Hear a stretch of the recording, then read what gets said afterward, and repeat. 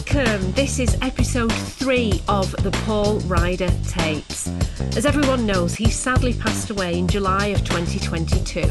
But in the months leading up to his death, he sat down with me, his ex-wife Angela Smith, to record his life story in absolute depth, with all the secrets revealed and no stone left unturned. We had no idea that he was about to die, and we finished recording his life story just 12 days before he passed away. Coming up in this episode. And we just kind of wandered over to each other and started talking, and it was kind of love at first sight. It sounds very strange, but it was. And we just clicked. I felt at home straight away with the two brothers. It was like I'd found two people who were like me. I've led a really sheltered life. I know, and you're not sheltered now, are you? Well, I bet you. I educated her. I'm more of a private person, and I don't like people knowing what I'm thinking. And I'm giving away a lot of stuff, so it's yeah, it makes me nervous. He wants to look at crotchets and quavers on the stave. Sat there like Mozart, you know what I mean? Sat that. The Virginian was on, Bonanza, and Blue Peter. Did you watch that? That wasn't- Newsroom. Crossroads. Crossroads was on. Love Crossroads. Wobbly Sats. Yeah. Yeah, Crossroads was great. I think the 60s was the best time ever to grow up, don't you? But the light entertainment shows back in the 70s, like New Faces and Opportunity Knocks. Did you ever dream of being on New Faces or Opportunity Knocks? No, I was still top of the pops in it. Yeah. Always top of the pops. Yeah. But they was more like variety shows. Right. But we always watched them. Yeah. With the fashion, the clothes, Everything young was lads didn't wonderful. dress like the dads. Oh. What was the first gig that you ever went to? Apart from the folk clubs, when we had to go with our parents. We used to take them with us to music festivals. Who did you take them to see? Can you remember any acts that they saw? Well, they were mainly folk festivals we took them to. It was folk, you know, Steel Eyes Span and people like that. We used to sleep in the back of the minivan. Each one could take a friend with them, so there'd be 5 of us, all in the back of a minivan. First proper gig was, Sean was working at the post office. I was 14 at the time, and he came home with tickets for the Ramones. The Ramones? Yeah. That's cool. Yeah, so me and my mate Chris Whittle from school and Sean went to see the Ramones at the Free Trade Hall in Manchester. And there was a band supporting them that wasn't punk, but we really liked them and found out it was Talking Heads. Wow, who you ended up working with Who ended up working on your with 4th album? Yeah, so we Wow. went full circle. Did you go and meet them after the gig or anything? No, it's like they was rock stars, they was untouchable. Yeah. And what did you think of the Ramones? Loved them, Yeah. loved the Ramones. Have they influenced your music in any way, do you think? Not really. Not No. really, because you know, some of their songs lasted 2 minutes and they were so fast, Yeah. you know, but it was like, but I loved it, but there was no groove there. No. I was more into groove stuff. How did you first get into groove? When Paul was a baby, I used to be on the piano. Derek would be on the guitar, and we'd give them a tin plate with a spoon. And they'd bang the tin plate with a spoon, or a pan lid for cymbals, pan lids for cymbals. Back to playing records at cousins' houses. We had more cousins from my Auntie Winnie's side who had 4 daughters, and they was a bit older than me, a bit older than Sean, a couple of them. One was my age, but they was the ones that was into the Motown stuff that introduced us to Motown. Right. Yeah. But the funk, that whole funky bass sound, where was that from? Was like Funkadelic or? Another album that changed my life, well, I think it was 17 or 18. We used to go to the local nightclub, the Oliver's it was called, in Swinton. And one night they was giving albums out, and I got a Funkadelic album. Went home, I'd never heard of them. Went home and played it, and it just blew my mind. Really? Yeah, I just really got into Funkadelic from that day. Because that definitely influenced the direction of the Mondays, didn't it? Definitely, that groove, that bass groove. Yeah. How would you, if you had to describe the Mondays sound to somebody who'd never heard of them before, how, because I always struggle to describe it. Me too. Really. It's like indie rock with grooves. Yeah. I think that's all I can say. Do you think that everything got spun in its head when, we're jumping ahead here, but when Pills and Thrills came out and Oakenfold and Osborne produced that album, it kind of took everything into a different direction. You were more indie before then, and that took it into like the dance arena, and Acid House was just all kicking off. Yeah, definitely. Yeah. Well, we recorded that. We went to Capitol Studios. In LA? In LA, yeah, to record Pills and Thrills, what became Pills and Thrills. And we went with 4 or 5 different ideas for songs, and we finished them off in the studio, and the rest of the album, I think like 4 songs we wrote in the studio. Wow. There on the spot. Wow. Everything about my relationship with Happy Mondays felt natural. It was one of those special moments that you don't get often in music. You don't get often, this is going to be a hit. We are creating more than a record. We are creating a movement. You very, very rarely get that. Otherwise, everyone would be making hits. Right? Did you know? I knew. I'm so... And this isn't me being big-headed, it's just being honest. I was so confident that this was the beginning of something big.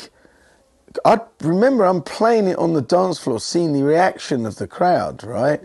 I'm sensing this is something new and fresh and different. It was, it was the right time at the right place. And in music, it doesn't happen often. So you found LA very inspirational? Yeah. Do you feel like there's the spirit of LA in that record? Oh, definitely. Yeah, you couldn't have done that if you were in Swinton? No. No.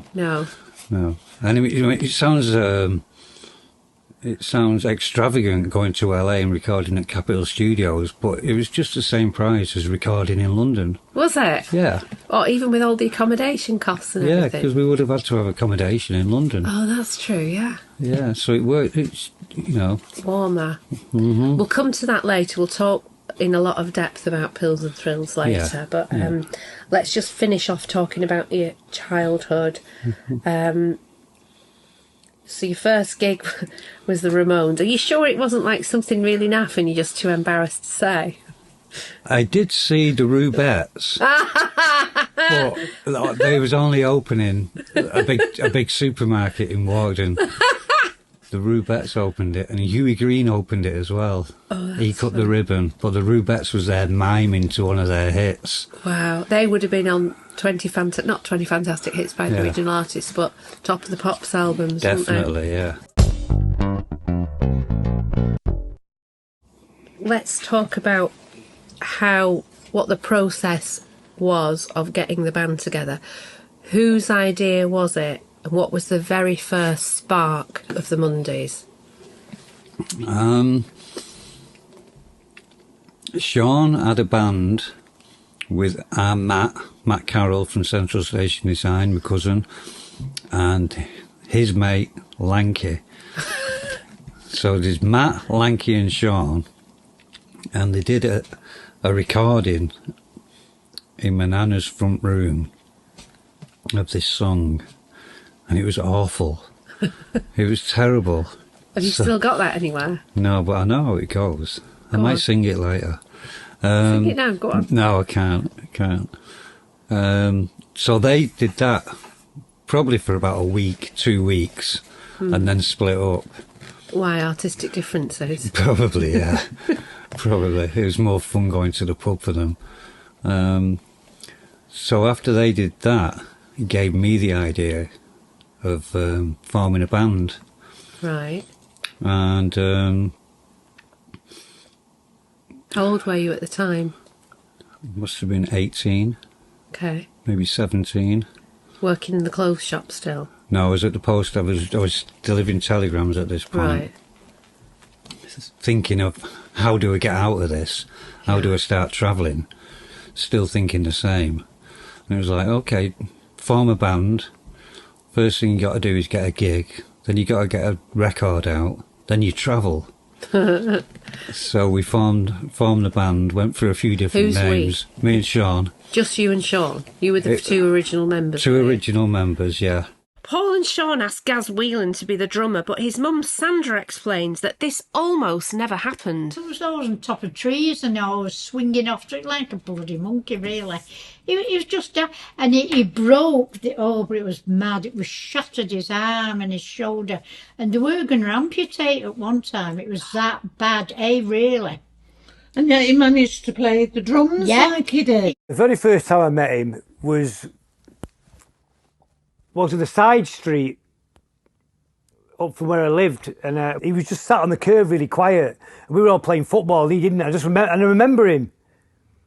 I just remember him. I remember it was him, and he didn't say anything. He was playing it very cool, like I was very quiet.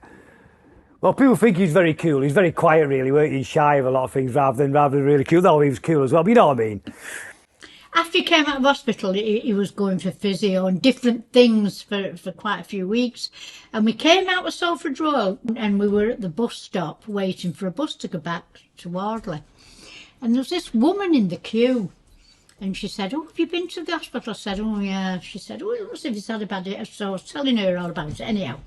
And she said to me, "He'll be all right, him, you know," she said. I said, "Well, he wants to be a footballer." I said, "But I don't know now, you know, he's lost a lot of confidence." And she went, "He won't be a footballer." I thought, fancy telling me that, and him, well, he's stuck there. And he was only 11, as I say. And she said to me, "I'm going to tell you what, now he's going to be in a band and they're going to be very popular." I said, "Him in a band?" I said, he couldn't move his arm. She went, "I'm telling you." And I always remember that. That was a woman at a bus stop. And I've never forgot that. Sean was married to this girl, Denise, and her younger sister, Bev, was in my class at school. And Mark Day was in the 5th year and I was the 1st year, but he had a younger brother in my year. And they were both saying to her, "Our brothers and my sisters are in this band. They want you to come as a drummer." And I said, "Well, I'm not a drummer, I've just got a drum kit." And I thought, it can't be the same band. And they kept persistently asking. I put it off. And then one day, they were rehearsing in the school in the room I learned to read and write in this little church school across the road from where I used to hang out on this park.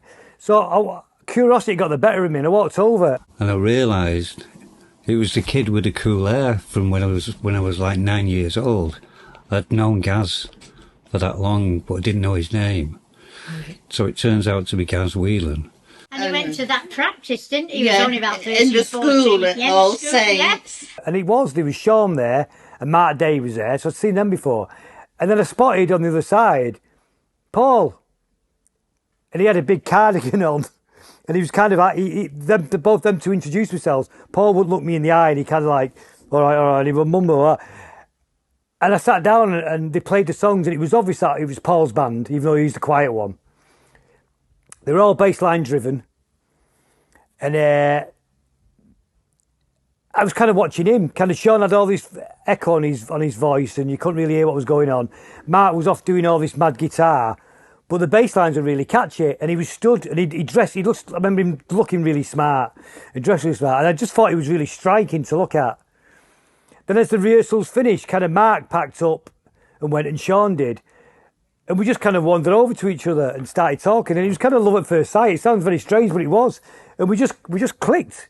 I felt at home straight away with the two brothers. It was like I'd found two people who were like me, even though they were very different than me. They weren't into football. They didn't hang around with a big group of people. But they seemed very similar. And all of a sudden in that room, I felt like I'd found my two friends. But it became very apparent within a couple of hours that there was one friend who was going to be my real friend. Not because Sean didn't do anything I didn't get on with. I just kind of was attracted to Paul. There was just something we got on. And they liked him and he liked them, and that was it. Yeah. And by the second rehearsal, We were best mates. By the first time I brought my drums down and played nothing to do with bass and drums, we were just best friends. I thought it's really weird. Maybe like my mum and Linda, we just clicked. And his mum let him have a week off school. Really? Did she? To learn the drum patterns that we was doing. So he had a week off school. He'd got the job anyway because he came dressed cool. With cool hair. Yeah, cool hair. Did he have his long hair at that point? It was getting long, yeah. Yeah. Yeah. I think he had a side parting flick. Yeah. But he came to meet us and he had the right pants on, the right jumper, the right shirt, the right shoes, and it was like, okay, he's in. Do you think he was a bit intimidated because you were a bit older than him? Possibly. So that's how Gaz got the job. And Mark Day just happened to be working with my dad at the post office. They was both postmen. And my dad knew I was looking for a guitar player. So he suggested Mark. I think me and Sean went round to see him. He'll remember. First time I got involved with Paul and Sean was when I met his dad at the post office in Farnworth. And they used to come in at 5 o'clock in the morning. That was the start time. And it was only a small office of about 20 blokes. And they had makeup on, eyeliner, because they'd just done all the comedy duo acts around Lancashire and stuff. And I was always reading the Sounds Melody Maker and stuff. And I got talking to Barry, who was, Derek's compatriot in the older comedy thing, whatever they did. And we just started talking about music. And then he happened to mention that Derek's sons were looking for a guitarist and invited me down to have an audition in a way. And I turned up in a Queen t-shirt. Obviously, I was still in the prog rock era. I was still trying to learn guitar. As a guitarist, you learn guitar music. And they were dressed in Perry Boys and all sorts of, look at this is different. And then I've met them totally from different music ends of spectrums because I was listening to, I had a Queen t-shirt. I'd just been to see them. Loved Brian May's guitar work, and I was into all the, other bands, Zappa, Zeppelin, I was into all that. And they were totally from a different other end of the spectrum of music, which they introduced me to. I turned up with my brand new guitar case and brand new guitar that I just bought. I'm so proud of. So, yeah, and then I think Matt was there as well, actually. And he had his guitar in a placky bag or something, which was like... Can you play guitar? Yeah, I can play guitar. I was like, right, you're in the band. Okay. It was as simple as that. Yeah, no, and we just went from there, really. And obviously Sean and Paul liked, it worked, it gelled. Derek was there Derek, Paul's dad, was doing all the sound and stuff and the mixing their stuff. Reading music, to be honest, when we were learning, we'd never wrote a record or done anything. It's boring. He wants to look at crotchets and quavers on the stave. Sat there like Mozart, you know what I mean? Sat that. I'd rather do a load of drugs and do music than do that. That's too curriculum.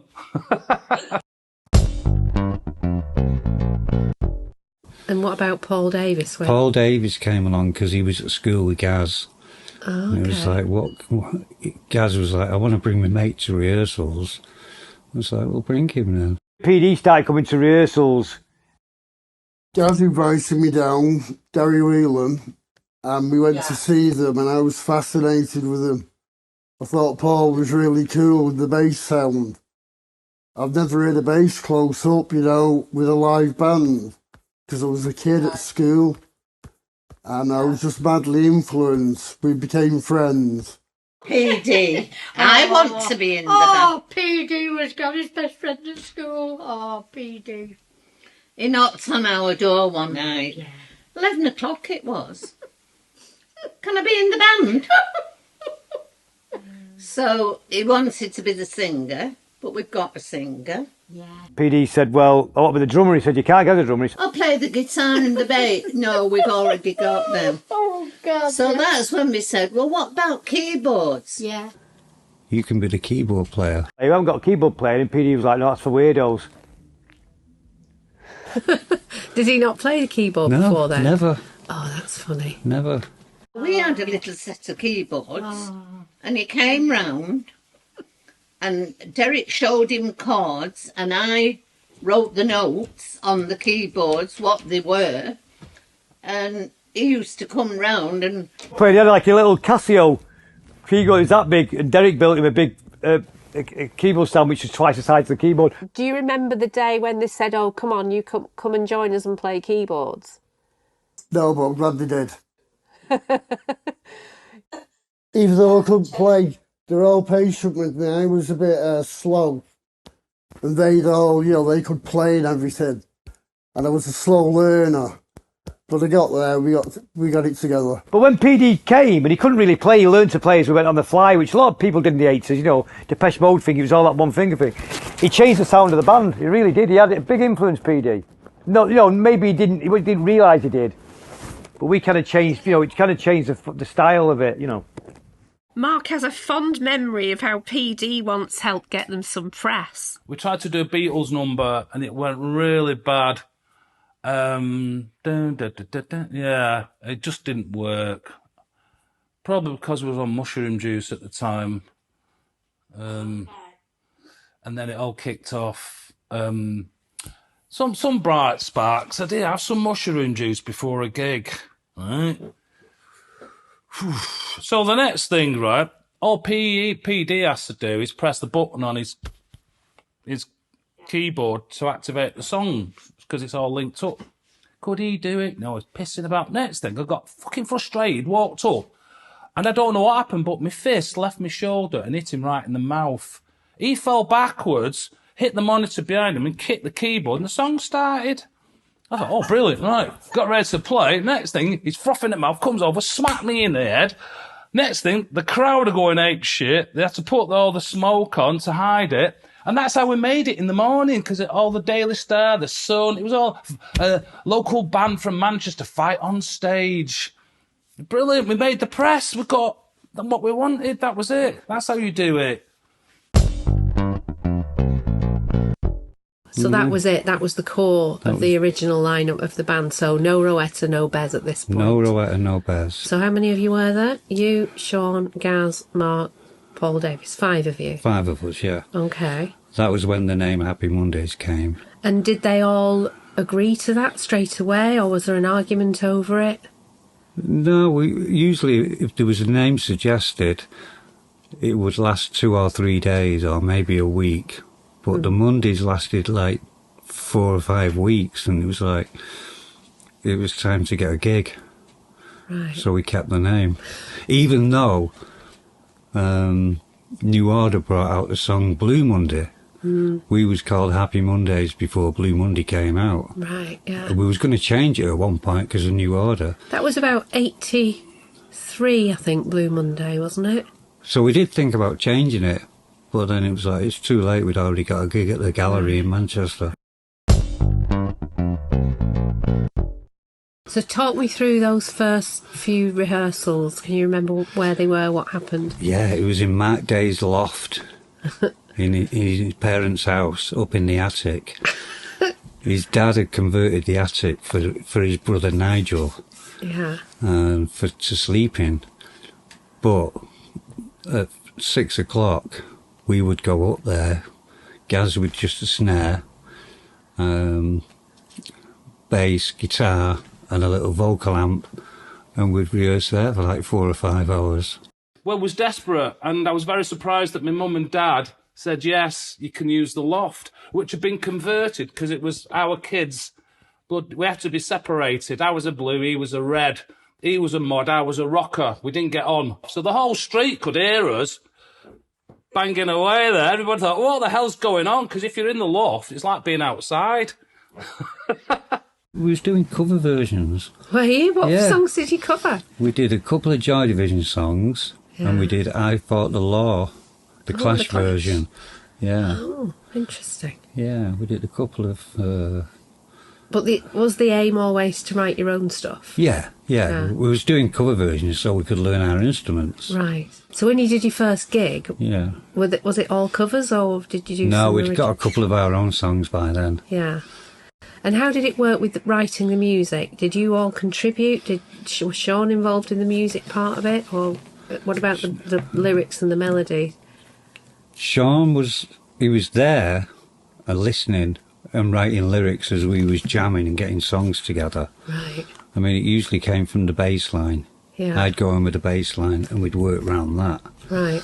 But Sean was there while we was doing it, writing lyrics. Did that peter out later on in terms of the songwriting process? Did he stop writing songs with you in the room? Yeah. When did that peter out? Probably, we still had a rehearsal room in Stratford where we took the 4 songs that ended in Pearls and Thrills, so probably 90, after that, 91. So Yes Please wasn't that process then at all? No, he was hardly in the studio. Right, which was part of the problem, wasn't it? Yeah. The And infamous story of that album. Came back with no lyrics. Then they all had to be done afterwards. They was done Do you afterwards. think that affected? I mean, I personally think there's some genius tracks on that album. It's mine and Gaz's favourite album. Yeah, I mean, I think there's a couple of dodgy ones in there. Yeah. But there's a couple of my favourite ones on there too. Yeah, I loved making that record.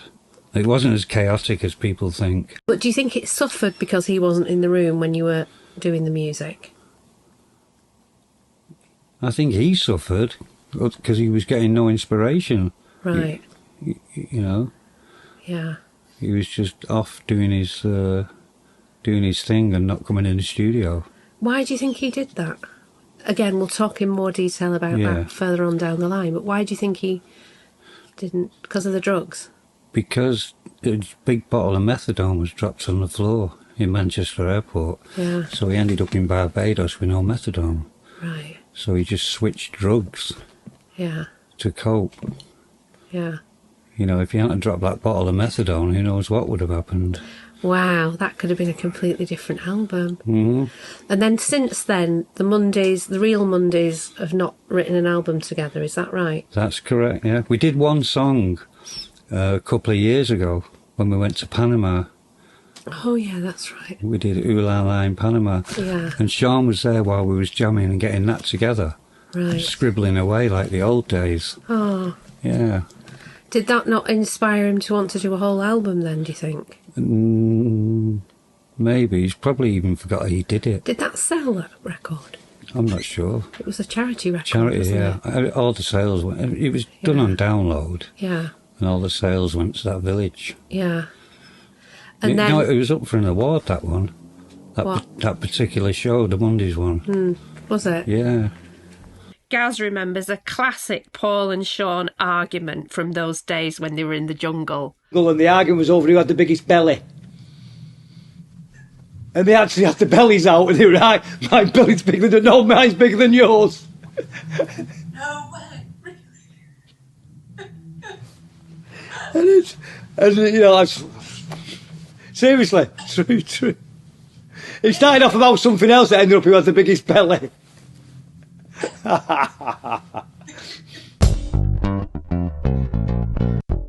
Every one of the band members at this time had grown up in Salford, and Paul and Gary's social spirit had clearly been inherited, at least in part, from their mothers, who also grew up there. I was brought up right near the docks, you know, so people go, oh, and all the brothels. We used to go in these pubs when they let you out, and you used to have a pass to come out of the dance hall to get in the pubs for a drink. Didn't really drink, perhaps had one drink and he'd have one pint. And we're like 15, 16 at the time. And all the sailors were in there with the prostitutes, right? I mean, my mum and dad nearly died when they found out. But then they'd start a fight, oh God. And the stools, not the teddy boys, the prostitutes were the sailors. And the stools would go across the room and they'd be fighting, and I'd go home at night and my mum would say, I've just heard there's been a terrible fight on Regent Road again. You don't go in now, Sandra, you don't go in them. But I said, oh, no. Telling lies to your mother. Yeah, well, I had to. Tell me about the 5th album that's called By the Happy Mondays. The only thing I had to do with the 5th album was making up the title. Sean Uncle doesn't Dysfunction. know this, does he? He does now. Does he? Oh, yeah. Did Amelia tell him? Yeah. Oh, God. Yeah. Explain. My name for Sean was Uncle Dysfunctional, which I think suits him round to the ground. And Amelia told him that Amelia, your daughter. My daughter, yeah, told Sean that that's what I called him. And he must have liked it because he called the album Uncle Dysfunctional. Didn't you get red in the face? No, did he? I was already red in the face. Me cherry bees, all them cherry bees. Well, that's the only thing I had to do with that. I had nothing to do with the music, nothing to do with any of it. Right, so the only original members of the band on that album are Gaz Whelan and Sean? Yeah. Is that right? Yeah. Rowetta? No, she wasn't even on it, She wasn't on it, no. No. Bez didn't do any dancing at the shows or anything. Did he not? I don't think so, no. Wow. I was a country bumpkin. Well, And has anything changed? Money job, she knows. I've led a really sheltered life. I know, and yet you're not sheltered now, are you? You Well, I can't live it bet now. you. I educated her. So, The World Awaits album number 6. At the moment, me and Sean aren't on the same book, never mind the same page. And until we get on the same page, on the same book, there won't be an album. No. So it means that you'd have to repair your relationship with him in order for there to be an album. I think so. Is that likely? It's possible. Anything's possible. Do you want to do another album? Yeah, I've got 5 albums worth of material. Have you? Yeah. Well, we're going to be hearing some of your new material Oh, cool. later. So album number 6 remains just an enigma at this point. Yeah. We're not saying never, but we're also saying not anytime soon. Is that correct? I'd say that was correct. Yeah. Yeah. Okay. Can we stop now? I'm exhausted. Are you? Yeah. Why are you tired? It's just hit me. I've been up since 3 o'clock this morning. Why? That's when I get up. Were you nervous doing this? Yeah. Why? Just because I'm not really a big talker. You are. You can talk. When you're talking about something you're passionate about, though, it's easy to talk about. It's when you have to make stuff up or really rack your brains for something. But is it difficult for you to talk about all of this? Yeah, really difficult. Why? Because I'm more of a private person, and I don't like people knowing what I'm thinking. And Right. I'm giving away a lot of stuff, so it's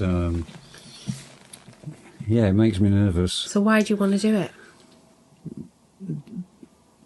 To dispel all the misconceptions and rumours, and there's a lot of stuff that needs to be put right. There was a really horrible article in one of the tabloids a year or so ago, which was basically you just slagging Sean off. Yeah. Do you want to talk about that? Yeah, the journalist got me at a vulnerable moment, and I did slag him off, and I felt like it was revenge for all the stuff he's wrote in these books about me that isn't true. Yeah. So, Do you regret that, though? no. You don't? No. But it really did you a lot of damage because you were just about to go on tour with him when that article came out, and I know he was really upset by it. Oh, he was very upset. Do you not regret that, though? No, Why? because I wanted revenge. Because he's upset you? Yeah. And now it's over and done with. How does it make you feel, though, when he slags you off? It's just not nice, is it? No. It's just not cool. It's not cricket. No. It's not cool. Would And you- that wasn't really cool of me to slag him off in the newspapers, but I did do. Did it make you feel better? For a minute. And then what? And then I just had to forget about it. Yeah. Did you think it was a mistake, though? Possibly. If you want to build a bridge, it was probably a mistake, but I suppose you're trying to give him a dose of his own medicine. That's exactly what it was. Here you go, dude. Take this. Yeah. All the mud you've thrown at me over the years. Yeah. Here's what I think of you. Yeah, but you don't really think that, do you? No. No. Just in that moment. Just in that moment. You know, he's my brother. I love him. But he's an arsehole. Yeah. All right, we're going to take a break there, Okay. but we've got loads more to talk about, haven't we?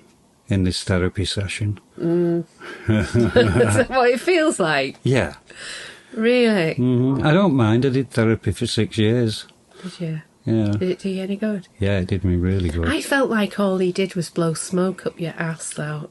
Oh, no, he didn't do that. Did he not? No. Are you sure? Yeah. No. Well, it's not my business. Mm. All right. All right. We'll be back. We'll be back. Yeah, we'll be back. I mean, we've so much more to talk about. We've got all the albums to talk about. We've got your battle with heroin addiction, crack addiction, alcohol addiction, the whole addiction stuff. We've got your the breakup of our marriage, infidelity galore, and we've got your son's battle with cancer to talk about. Yeah. And we've got John Cale to talk about. Mine, Hannah. Martin Hannah, more about Tony Wilson. No, Martin was only 43 when he died. Yeah, I didn't know that your mum's got his gold disc on her wall. That was nice. He left it to Derek in his will. Oh, I don't know. He left it to your dad in his will. Did he? Yeah, that's what she told me. Oh. Yeah, and what else have we got to talk about? I mean, there's so much, isn't there? Oakenfold and Osborne. Oakenfold and Osborne. Chris and Tina, the rhythm section from Talking Heads. We've got your solo project, Big Arm. Big Arm. Which is going to be re-released, I believe. Yeah. Really good album, that. It's I love that album. It did me really good. That was like having therapy. I know. Writing that. Yeah. So we'll talk about that as well. Yeah. And loads of your other... I mean, you've got, I don't know, about 6 other musical projects that we can talk about. Like I said, I've got loads of Monday stuff ready to go. Yeah. Yeah. At least 15, 20 songs. Yeah. Well, we're going to be hearing some of the tracks that have never been heard before as well at the end of the episodes. So Great, good stuff. Lots of stuff coming up. First gig we got through without Paul, we kind of thought, we got through that okay, that wasn't too bad, it wasn't as bad as I thought. And then on the way home, we all sit in the same place. And Mark usually sits in the front, but for some reason Mark sat where Paul sat. Paul sat at the window, I sat at the door, the gap in between us. And Mark leant over and he was crying. So he put his head on my shoulder and started crying. He went, "We never stop anymore for a cig break or for a piss stop, do we?" And he's like, and that's when it kind of hit us. It just seems weird. It doesn't seem like, because it's been part of my life since I was 15, and my job and everything, and he's my best mate, my best mate, my number one best mate. He called me Quagmire for years. I didn't know what it was until I saw Family Guy and I was like, "You bastard." Here's a quick preview of what's coming up in the next episode. And I phoned Barney up and said, "Listen," I said, "there's a band we should go and see. It's only 50p. Although probably 50p then was quite a lot of money." I said, "We should go and see these bands." I said, "They have a fight at every gig." I remember third year at school, the English teacher, I always remember it saying, everybody's got a talent. You might not have discovered it yet.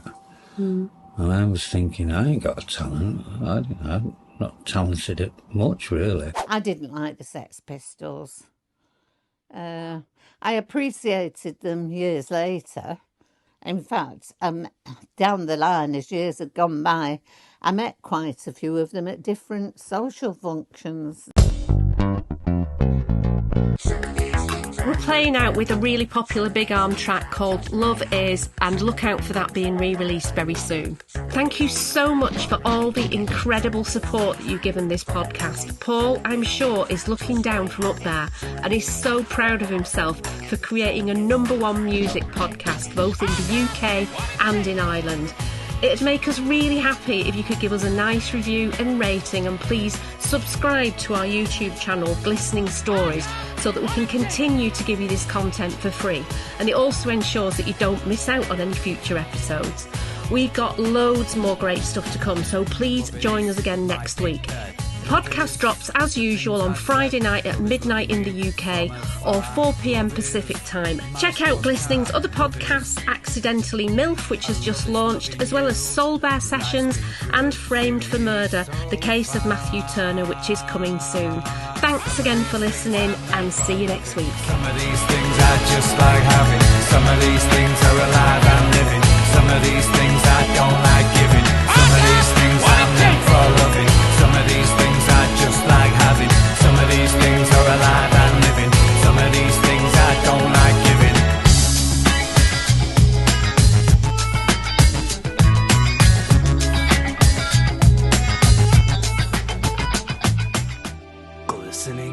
actions.